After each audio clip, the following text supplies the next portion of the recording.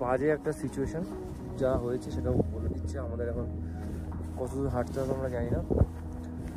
ড্রাইভারটা মদ খেয়ে বাজেভাবে চালাচ্ছে। না যে আমরা পুরো থাকুম পর্যন্ত গেলাম না, হচ্ছে ড্রাইভার প্রচন্ড ভাবে মদ খেয়েছিল, মানে স্টেবল না, এরকম করছিল, চলছিল।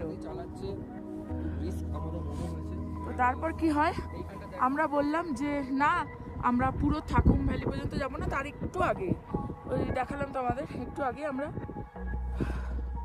দাঁড়িয়েছিলাম।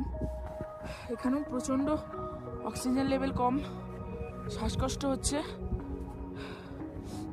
তো এত মদ খেয়েছিল।